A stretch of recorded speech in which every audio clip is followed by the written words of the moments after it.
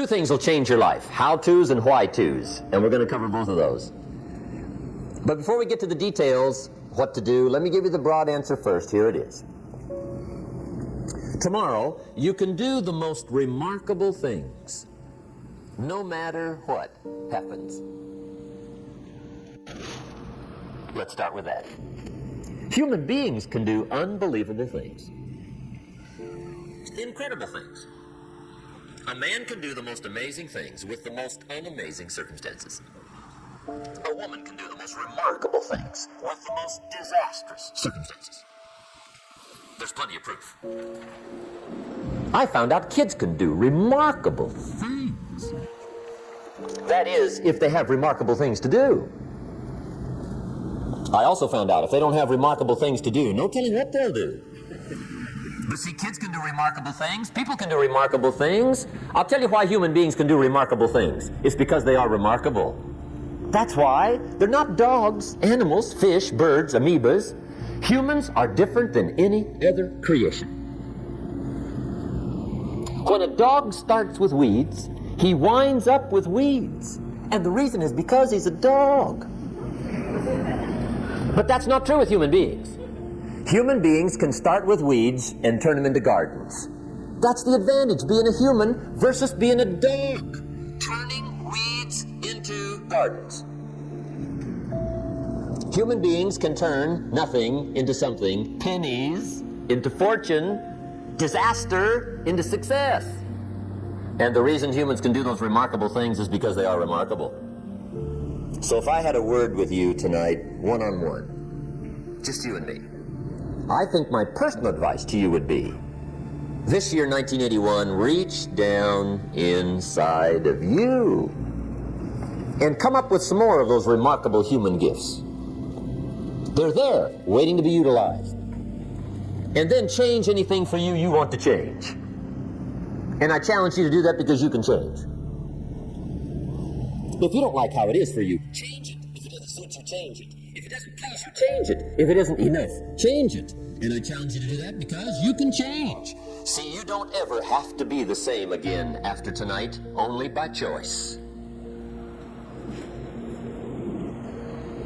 If you don't like your present address, change it. You're not a tree.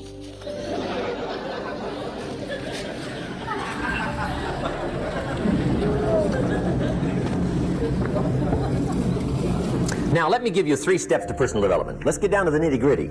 What does it take to really make the changes starting tomorrow? It takes more than philosophical pronouncement. I know that. It also takes more than enthusiasm. I know we're hearing a lot about enthusiasm these days, but see, that just won't do the job. We're still hearing the old cliches of the 30s, right? To be enthusiastic, you must act enthusiastic. But see, that's not going to help. After you have leaped about, there are some things you got to do. Or it isn't going to change. See, you can get all excited about lifting 200 pounds till you get to the gym. And then you need a new excitement. And the new excitement is called discipline. Major step to human progress. Discipline. If there's one thing to get excited over, that's it. Get excited over your ability to make yourself do the necessary things. What could you make yourself do starting tomorrow that would change it all? No! Tell. Now, see, that's exciting. On any given day, you can massively change the direction of your life. Murder is a clear example that any one person on any given day can forever alter the course of their life. It just happens to be a negative act. But just as sure as you can commit a negative act, you can also commit a positive act and forever alter your life. Whenever you wish. Now that's exciting. And whatever that act might be that changes your life. The guy finally takes a shotgun to his car and blows out every window, destroys every tire, puts 100 rounds in this shabby old thing, and he says, I have driven this embarrassing thing for the last time. And not only will I never drive it again, nobody else will ever drive it again. And he lets that shuddering thing stand there for a while as a monument to the day he said, "Today my life changes." Now who can do that? Anybody. When can you do it? Whatever day you pick.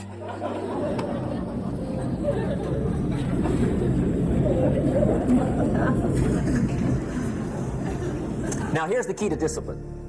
Start with the little disciplines, get excited over the little disciplines, and get right on those, because those will lead to the big ones. You can't handle the big challenges in life unless you take on the little ones. Make a list of all the things you can do, get right on those, discipline yourself for those, both for the results and for the muscle and for the practice, so that when life hands you some big challenges, you'll be ready, you'll have the muscle. But see, if you don't handle the small ones, you can't take care of the big ones. Okay, here's what else it takes for life change. Self-motivation. Key phrase, self-motivation. I don't know why we call it self-motivation. It's really the only kind there is. You got to motivate yourself. Because I found out you can't change people. They can change themselves, but you can't change them. Lord knows some I've tried. But see, it won't work. People have to change themselves. I learned some of those lessons early. I built a little sales organization way back in those early days. I'm 25, and I had some nice people. I said, I'm going to make these people successful if it kills me. I almost died, right? I mean, you can't do that.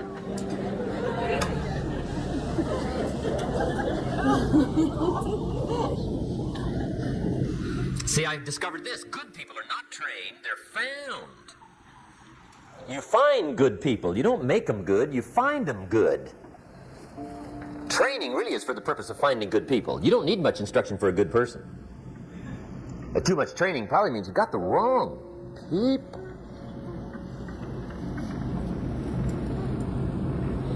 So you got to find the right people. That's the key to getting a good job done. One of the major things we learn in management, lesson 1, don't send your ducks to Eagle School.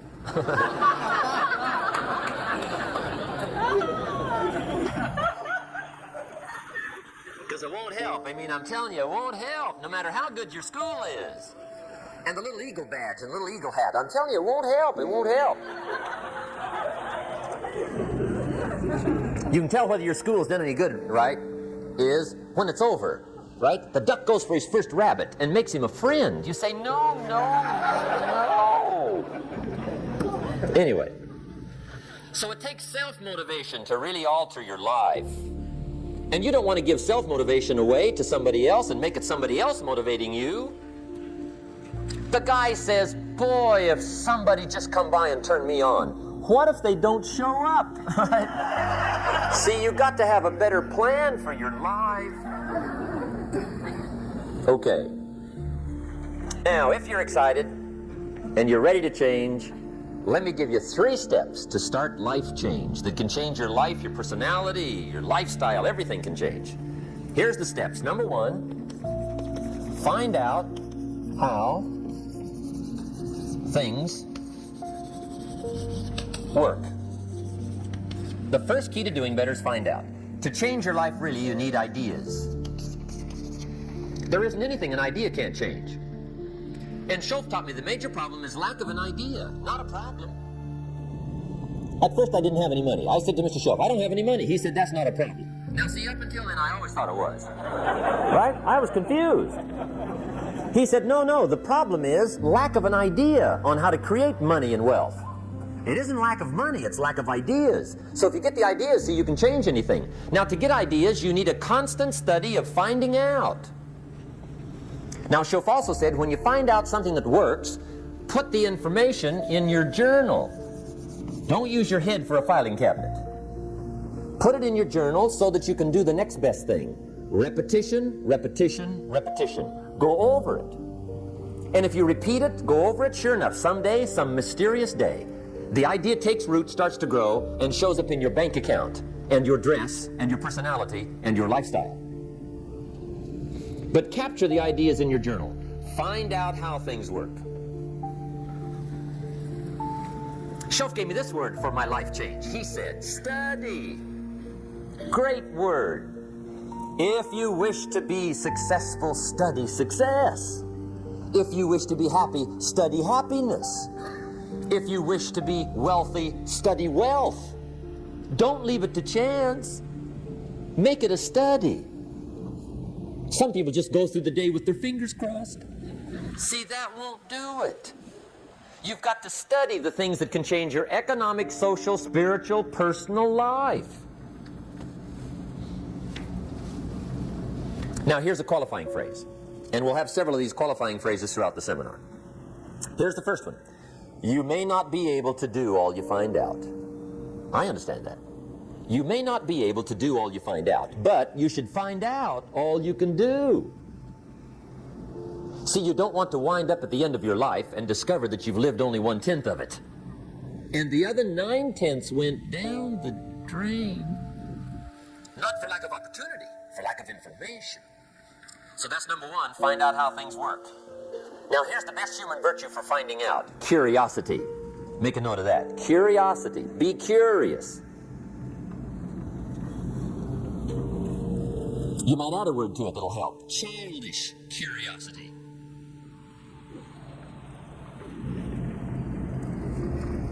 What will kids do if they want to know something bad enough? Bug you, that's the phrase. They can ask 1,000 questions. You think they're through? They got another 1,000. They'll drive you to the brink.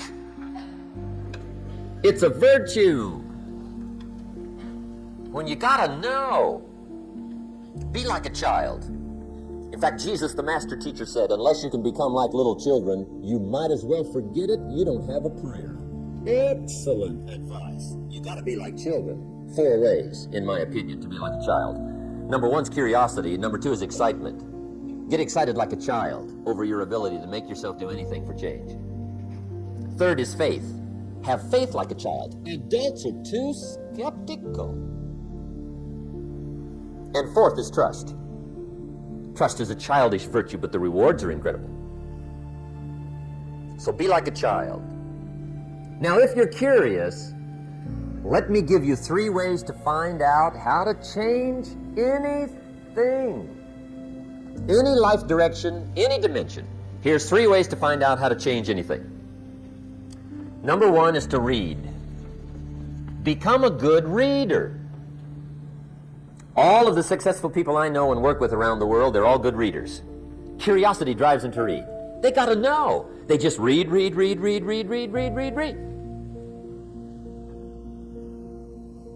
Become a good reader. Now that's my opinion.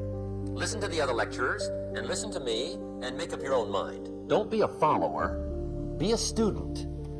Okay? I say, really, for life change, you got to read. One way to learn is from your own experiences, but another way to learn is from other people's experiences. See, one book might save you 5 years if you read it. Did you know there's books on how to be stronger, more decisive, be a speaker, be a leader, have a better effect on other people, develop your personality? Did you know there's books on that? And people don't read them? How would you explain that? And they can read. Did you know that hundreds of successful people have written their stories in books and they wrote down how they did it and people don't read it? How would you explain that? The guy's busy, I guess. You know, you get tied up. The guy says, well, yeah, you work where I work, but the time you struggle home, it's late. You got to eat a bite of supper, watch a little TV, get to bed. You can't sit up half the night reading. And the guy's behind on his car payment. Good worker, hard worker, sincere. But you got to be better than sincere and work hard. Otherwise, at the end of your life, you'll wind up cold, stony broke. You got to be better than a good worker. You got to be a good reader. My opinion. Now, you don't have to read half the night. Okay? Although if you're broke, that's not a bad place to start, right? Get on with the cure. But put this in your notes, 30 minutes a day. Just devote 30 minutes a day to reading. Stretch it to an hour if you can. But at least 30 minutes. Half rich isn't bad.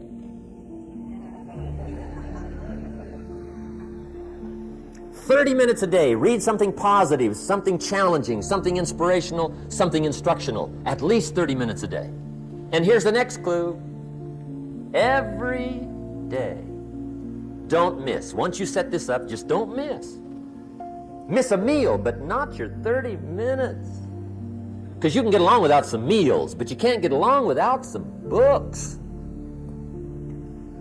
There's a Bible phrase that says humans cannot live on bread alone or just food. It says the next most important thing to food is words. Words nourish the mind, makes us different than animals and dogs. Words nourish the soul. So humans have to have food and words in order to be happy and healthy.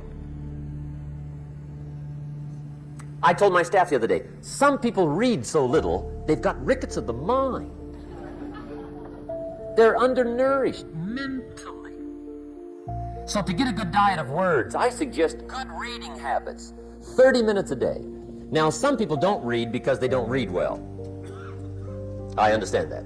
And the national average is fairly poor. People have fairly poor reading skills. They're still trying to operate on awkward old skills of the past, right? Reading one word at a time. And with such poor skills, when you read, the mind usually wanders. Because you can think about a lot of things. The mind is an incredible mechanism. And if you read poorly, the mind wanders around thinking of other things while you're trying to read. Did you ever read a page and wonder what it said? Right? Say, I got to read that again. Right? That's because the mind is just doing this job, right? Just wandering around. Did you ever read yourself to sleep? See, that's another problem. The mind says, who needs this? Just shuts off, right? Untaxed, right? Poor skills. Or a guy looks at a book, 500 pages, and says, no use starting, right? I mean, I'd never get through this one. Anyway, in our weekend seminar, we take a whole section, about 2-3 hours, and we go through reading skills. How to read a book a day is the title of that subject. And I'll tell you what, if you can read a book a day, it'll change your whole life. I mean, a book a day will change your whole life. Expose yourself to a whole variety of things. Spiritual, moral, personal, economic, history, geography, everything. I mean, you can really change if you read a book a day. So you might want to attend the weekend, get in on those reading class skills. It's incredible. A book a day will change your life. But hey, whether you read slow or fast, or whether you read awkwardly, or whether you read well, here's the key. Read. Don't miss. Here's what reading is. Reading is tapping the treasure of ideas. That's what reading is. Tapping the treasure of ideas. And ideas can change any part of your life. And if you've got a good excuse not to tap the treasure of ideas at least 30 minutes a day, or spend the money and get the bugs, I'd love to hear it. Some people have excuses you wouldn't believe. I say, John, look, I got this gold mine. I got so much gold, I don't know what to do with it all. Come on over and dig. John says, I ain't got a shovel. I say, well, John, get you one. He says, you know what they want for shovels?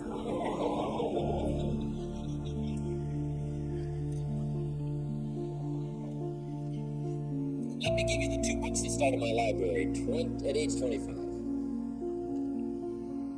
My library now is worth many, many, many thousands of dollars, but it started with 2 books. Mr. Schoaf recommended these to me, got me started. Schoaf said, become self-educated. He said, standard education will get you standard results. And you can check those numbers and see if that's what you want. But if you want to go beyond that, you now have got to become self-educated.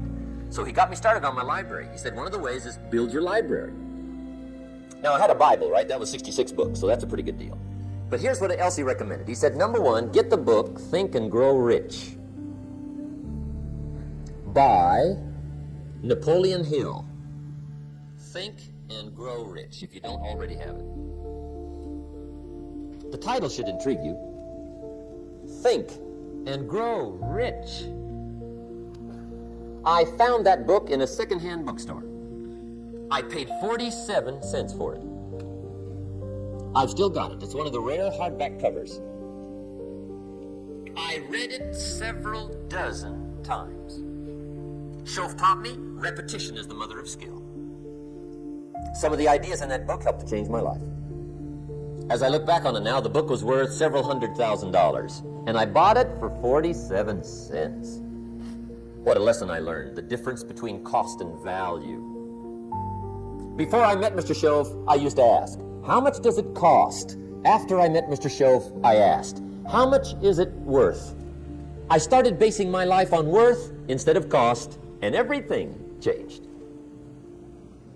But that was book one, Think and Grow Rich. The second book he recommended I get was a book on nutrition. Shove said, study nutrition. I think that first book was by Adele Davis. Eat Right to Keep Fit, I think. I've got lots of them now, but I think that was the first one. Shove said, study nutrition. And there's all kinds of books on nutrition. Just read them all. Some are a little weird, but read them all. Right? If you're weird, do the weird stuff. I mean, whatever. But read them, then make up your own mind. Remember, don't read and become a follower. Read and become a student. Make up your mind, find a plan that works good for you, but get the books on nutrition. Here's what Mr. Shove said to me. Vitality plays an important part in doing well. Vitality. He said some people don't do well because they don't feel well. It's not that they're not intelligent. It's that they're ill. They don't have the zing and the fire and the vitality to do well. So he put it right on me about studying nutrition. He said, Jim, you wouldn't believe it. He said, I got this friend of mine raises racehorses. The guy's got 9 books on how to feed horses. He does not have a book on how to feed himself. He said, my friend studies horse nutrition. Studies it. Vitamins, minerals, trace minerals, protein, amino acids, carbohydrates, fats, enzymes, proper balance for his horses, Shove said. He's a fanatic. And he said, you ought to see his horses. They're magnificent, beautiful, powerful animals. They can run like the wind. And he said, you ought to see him. He's a wreck. He said, the guy feeds his horses better than he feeds himself. Do you believe that? In my later studies, I discovered some people feed their dogs better than they feed their kids, if you can believe that. Anyway, I didn't mean to give you a health lecture here tonight, okay? But hey, take care of yourself. Work on that part because it's one of the answers to doing well. There's even a Bible phrase that says, many times the spirit is willing, but the body's weak. Now see you're in trouble. And that is a problem. You wake up in the morning and the mind says, let's go get them. And the body says, I can't even get out of bed. So you got to work on both sides of this, right? Okay.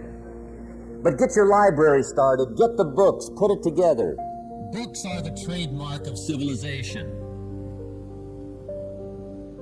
It's fascinating to walk into someone's home and browse through their library because your library says something about you. So put your reading together. Very important.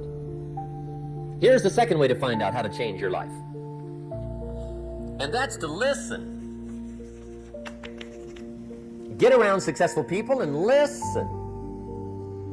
Now you can also learn from unsuccessful people. Take notes on both. Negative and positive. On the negative, the notes are called What Not to Do. And you got to learn what not to do as well as what to do. So learn from the negative as well as the positive. Okay? Find out what poor people read and don't read it. Right? That's good information. Learn from the negative. But now you can also learn from the positive. Get around successful people. Listen to what they say. Listen to how they say it. It's important. We've all got about 16 waking hours. Practice listening those 16 hours. And I say practice listening because listening isn't easy. I found out it's easier to talk than it is to listen. But if you will practice listening the 16 hours you're awake, sure enough, from surprising sources comes great ideas. In sales training we teach, if you want to learn sales, listen to the kids. Kids have got to be the master salespeople of all time. They have no equal. Father tells his young son, no, you cannot have an ice cream cone. 30 minutes later, he's licking on one. That'd be 30 minutes worth listening to. They got moves you wouldn't believe. Persistence runs deep like the ocean. And the kids never took a class on how to overcome objections. They already know how. They don't need classes. You tell kids no. That goes right on by. They give you 3 good reasons. You say no. It goes right on by. They give you 3 more. They're masters. So listen and learn. Now here's some of the best advice I've got for the whole evening. It won't get any better than this. This is it. Poor people ought to take rich people out to dinner and listen. That's some of the best I got. If a guy's not doing well, one of the first things he ought to do is find a guy that is doing well and offer to buy him his dinner. Spend $50, $60, $80, $100. Go for the full 9 course. Start him on the juices and hors d'oeuvres. Get him started talking. The salad takes 15 minutes. Keep it rolling. Biggest steak in town takes 45. Keep it rolling. Pour on the dessert. Stretch that meal out about 2 hours. If you get a successful person to eat and talk for 2 hours, they're liable to drop ideas in your lap, change your life. Multiply your income by 2, by 3, by 5. But you're right. Poor people don't usually take rich people out to dinner. That's the problem. The guy said he's rich, let him buy his own dinner. I'm not coming up with any money. And he says, besides, you work where I work. By the time you struggle home, it's late. You're lucky to get your own supper, let alone running around trying to find a rich man to feed. And the guy's behind on his house payment. Good worker, hard worker, sincere. But you got to be better than sincere. Work hard. You wind up broke. You got to be better than a good worker. You got to be a good listener. And remember, what you read and what you hear, put the good stuff in your journal. Now here's the third way to find out how to change your life. And that's to observe. You can pick up a lot of ideas just by watching. Get around successful people and watch. Here's why. Success leaves clues. Watch how the man shakes hands. Watch how the lady responds. People who do well do certain things over and over and over and over. And if you're clever, you can pick them up. Watch it all. If a guy's making $10,000 a month, I'd watch how he walks. Maybe that's it. Copy his funny little walk. Somebody says, well, that's kind of a silly walk. Say, it's 10,000. I haven't got the money yet, but I got the walk. It's bound to start somewhere. What I ask you tonight is to be unusual and be a good observer of what's going on. You can pick up ideas that can change your life starting tomorrow. Just be a more careful observer. Now remember, there's 2 ways to see. One is called sight. See with your eyes. The other one is called insight. See with your mind. See with your eyes, you'll see things. See with your mind, you'll see answers. Put your eyes and your mind to work. And the best advice on developing sight and insight is pay attention. Don't miss anything. In the weekend seminar we teach, one of the greatest fatalities to success is preoccupation, lack of concentration. The guy's mind wanders. See, you wind up average. You've got to learn to zero in and concentrate. I read a good article one time, Reader's Digest. The title was, Wherever You Are, Be There. Excellent. Don't miss anything. Now, we've lingered a little bit long on number 1 here for personal development. Find out how things work, but it's so very important finding out. And I've given you 3 ways to find out. Now, here's the second step to personal development. Okay, number 1 was find out how things work. Here's number 2. Go to work.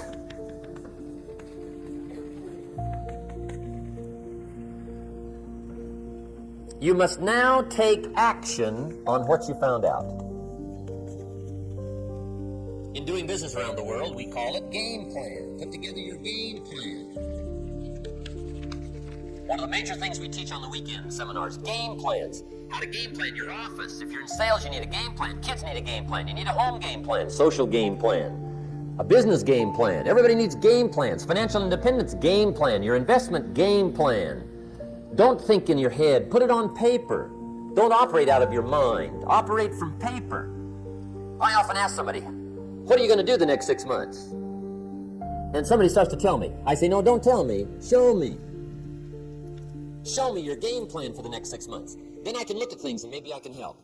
But you got to operate from paper. Put it on a game plan. Take action on what you found out. Now here's the best word I know of to go with action. Massive. See, that'll change everything. Massive action is called the cure-all. If you're going to make calls, make a few thousand. If you're going to make contacts, make a few thousand. If you're going to knock on doors, knock on a few thousand. See, that'll change everything. Here's the language of the poor. I'll try it a time or two and see what happens. It's the way poor people talk. The guy says, well, I'll give it 30 days. 30 days. You could guess his bank balance. You've got to have a better game plan. So here's one of the major things to do starting tomorrow. Take a look at your game plan. If it isn't loaded with massive action, change it tomorrow. Action. The formula really works like this. Pick up a good idea, take heavy action. Pick up a couple of good ideas, take heavy action. That's the formula for success. Heavy action.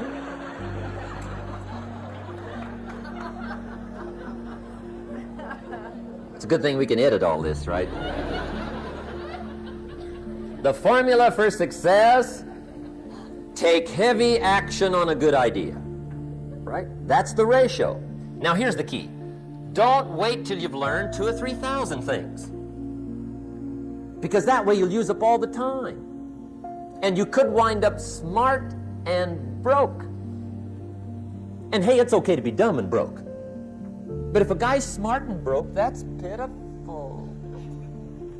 Don't let your learning lead to knowledge. You'll become a fool. Let your learning lead to action. You can become wealthy.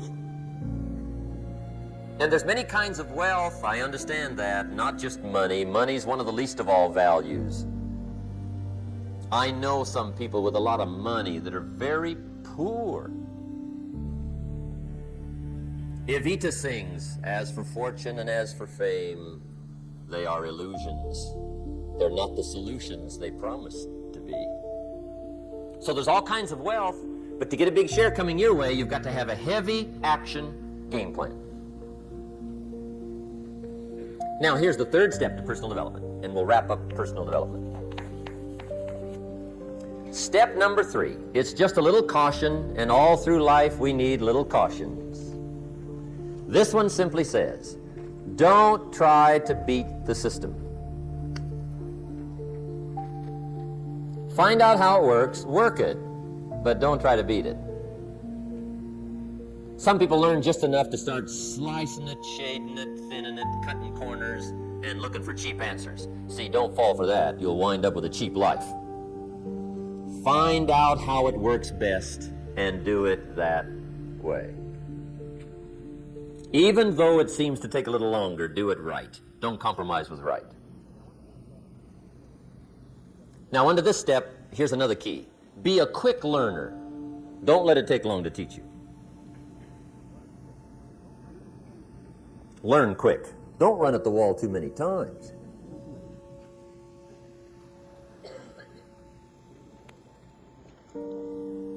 Learn quicker. One guy said he broke his nose 7 times in the same place. Somebody says, looks like you'd stay out of that place. Learn quicker. Now the third point here is don't be stubborn. See, some people won't change even when a better way comes. They say, well, I've been doing it this way 30 years. Hey, be ready for change. If it's a better way, go for it.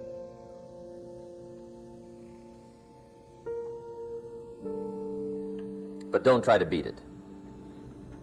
Or you'll be like the guy that went to Las Vegas. He didn't have much money, so he didn't want to risk his money gambling. But he gets to Las Vegas, and the jackpot bells are ringing, the money's flowing, the lights are flashing, and he can't help himself. He's got to gamble.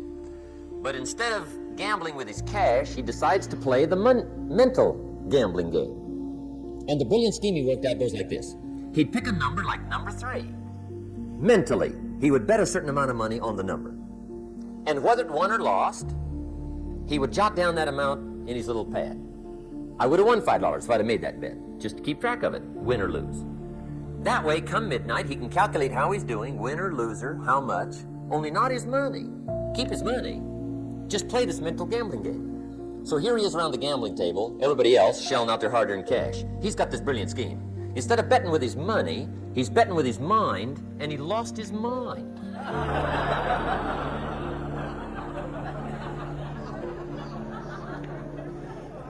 Which means don't try to beat the system, I guess. Okay, we have covered personal development. By the way, it's the longest subject, so take heart. The rest of them are a lot shorter.